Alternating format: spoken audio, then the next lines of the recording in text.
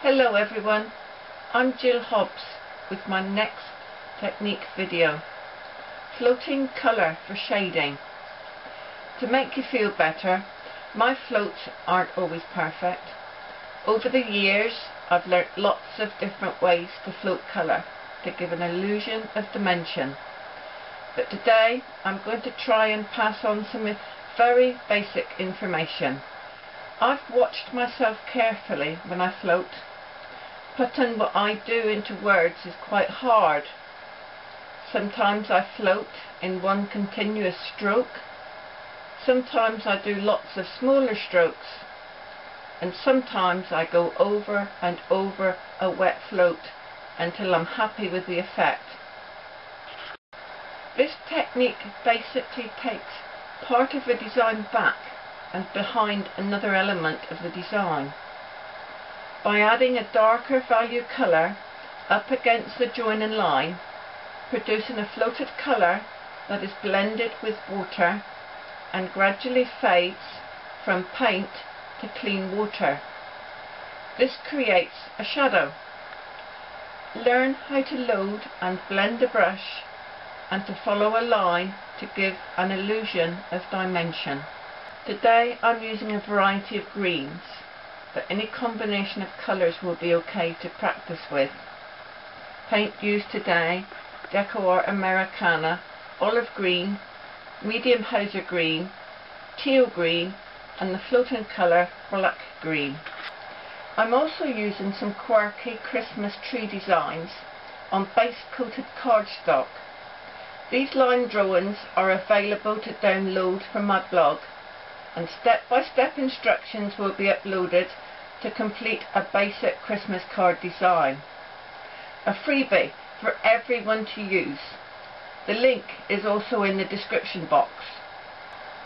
For this type of project, floating outside of the line drawings is not a problem. It will be cut off later. This picture also shows the dimension a float creates. Okay, let's get started. Suitable brushes, either a 10 flat or a 3/8 angle. I'll demonstrate with both brushes. The concept is the same. Now the angle brush. This brush is cut at an angle. The long side is the toe and the short side the heel. For this technique, the paint is always loaded on the toe of this brush. Preparing the palette. Half fill a bottle top with clean water and squeeze out a blob of black-green paint.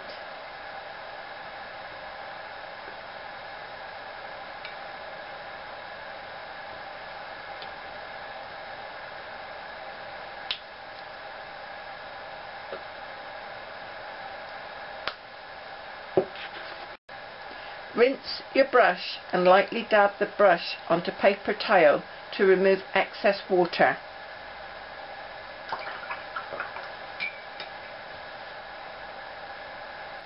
Check that the furrow is dry. Unwanted water drops will ruin any type of painting technique. Load the toe of the brush with paint. Dip it straight down and up. It is a corner load and looks like a triangle. Blend repeatedly on the palette paper. You are aiming for a graduation of colour across the brush from paint to clean water. Blend and blend. A 2-inch blending area is quite long enough. You want to blend the paint into the brush and not transfer it onto the palette. Keep the brush handle upright. Use firm pressure. Make all of those bristles bend and blend. Not too much pressure. Don't let the furrow drag on the palette. Walk the brush away from the blending area, 2 small steps out, then 2 small steps back and blend. 1, 2, 1, 2.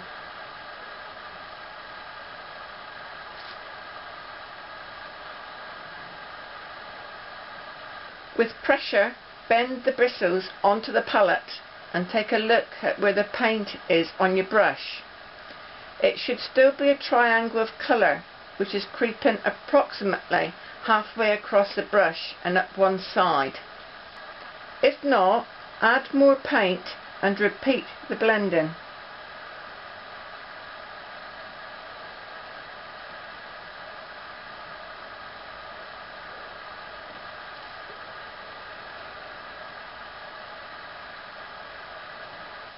You may need some more clean water.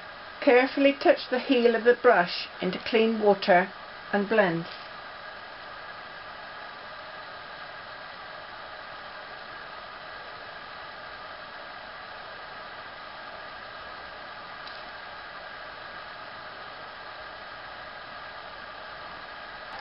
Pinch out the very edge of the heel and dip it carefully into the clean water. Just touch the surface and try your first float.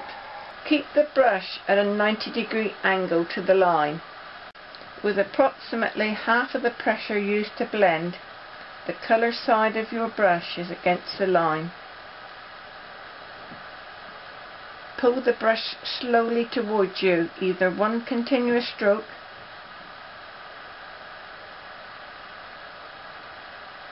or use short overlapping strokes.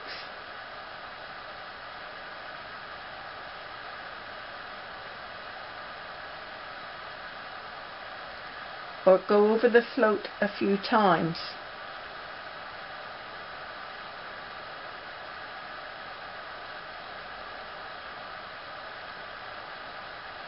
Ensure all of the bristles are touching the project. From now on, it can be trial and error. Not enough water and the brush will not transfer the paint.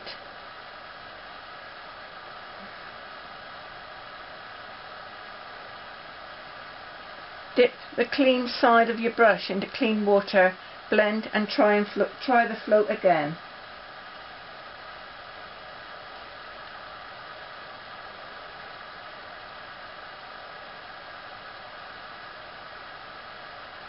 Too much water and the area will swamp.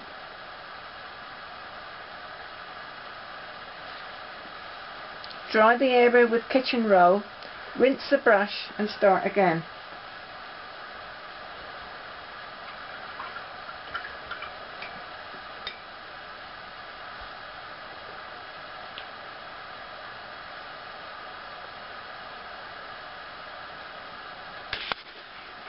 It will take a while to control this brush technique, but once mastered it will open up lots of other options.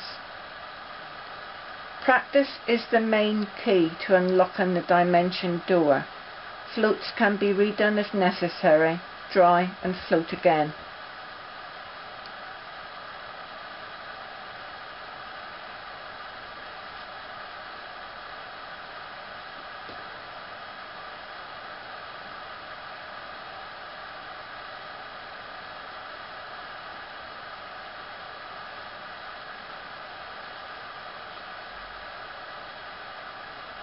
Shade floating a circle will take the edges back to give the illusion of a ball.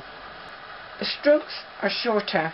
Concentrate on the line plus a 90-degree angle of your brush against the line, repeatedly turning the project.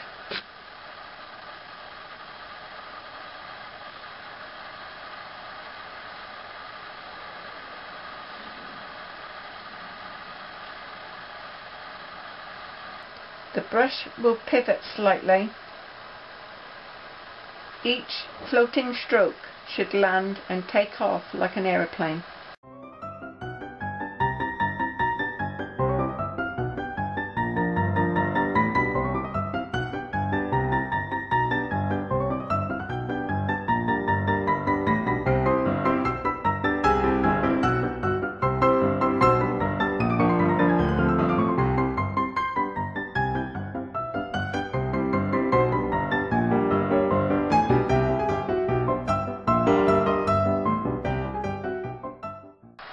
Using shorter strokes may leave gaps in the float. Dry and repeat.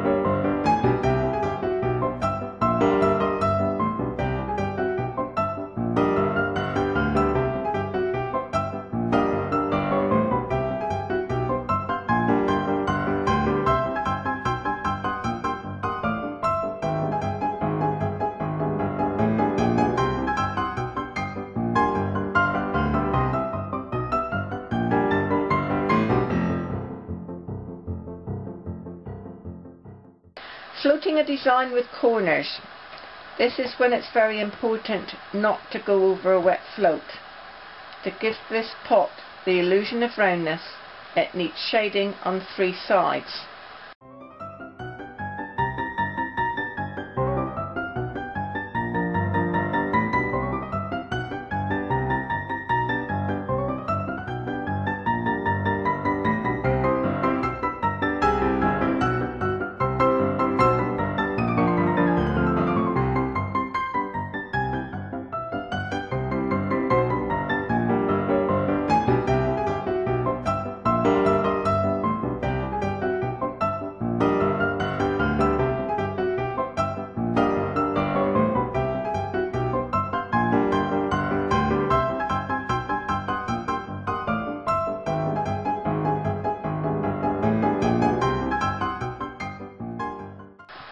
Now this one's dried. I'm going to go over it again. I'm not happy with it.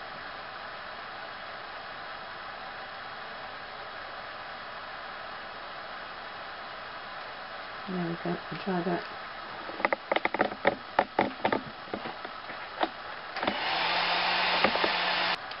Then the opposite side and dry.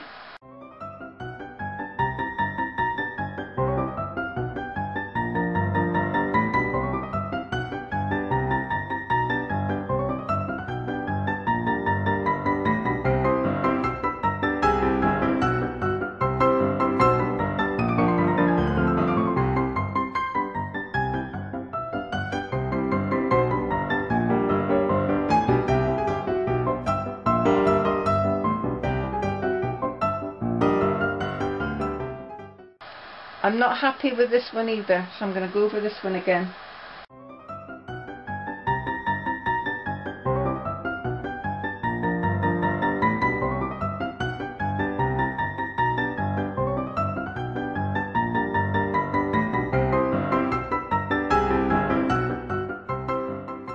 And finally, across the bottom.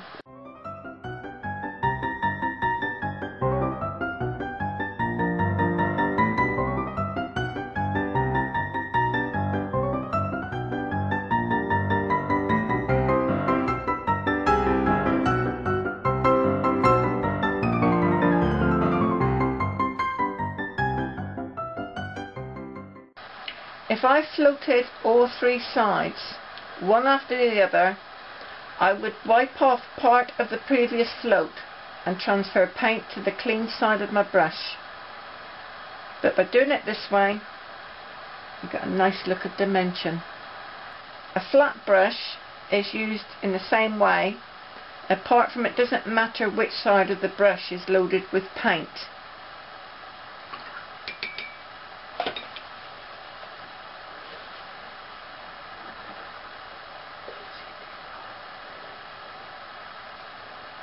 Is it easier with the angle brush or the flat brush?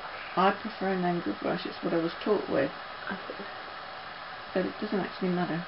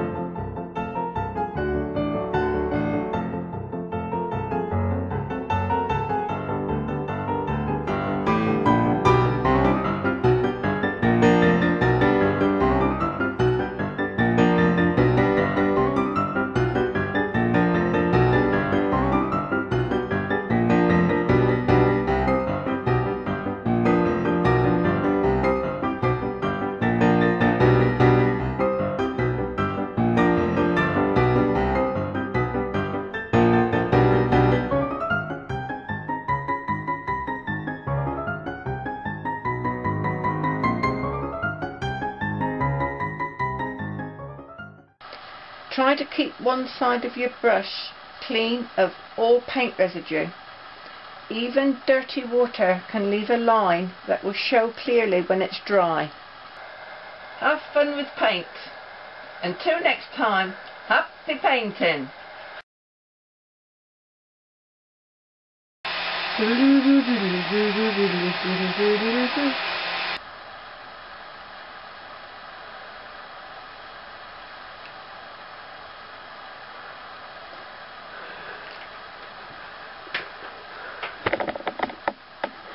Oh, pretty line. Today I'm using a variety of greens, but any combination of colours will be okay too. Oh, that's because I should have didn't read the next sentence. I might have put a pert on that one. Okay, let's get... No, stop back. Preparing the palette. Wait, where did A do go? Oh, sorry.